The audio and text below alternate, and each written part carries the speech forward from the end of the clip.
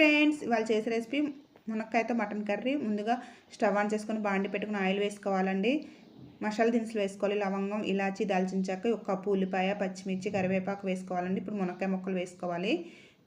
ఒక చిన్న కప్పు టమాటాలు, ఒక పావు టేబుల్ స్పూన్ అల్లం పేస్టు, పసుపు, రుచికి సరిపడా సాల్ట్, కారం వేసుకోవాలని నేను హాఫ్ కేజీ మటన్కి క్వాంటిటీ చెప్తున్నాను. ధనియాల పొడి కూడా వేసుకోవాలి.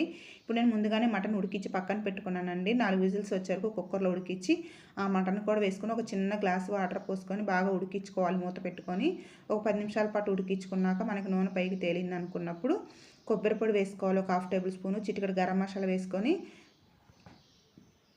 కూర రెడీ అయిపోయిందండి. ఇప్పుడు సన్నగా తరిగిన కొత్తిమీర చల్లుకోవాలి. ఎప్పుడు ఒకేలాగా కాకుండా ఒకసారి ఈ మునక్కాయతో మటన్ కర్రీ ప్రిపేర్ చేసుకోండి. చాలా టేస్టీగా చాలా బాగుందండి. మనం మునక్కాయతో సాంబార్నే కాదండి, ఇలా మటన్లో కూడా వేసుకోవచ్చు. చాలా టేస్టీగా చాలా బాగుంటుంది. మీకు నచ్చితే ట్రై చేయండి. Thank you.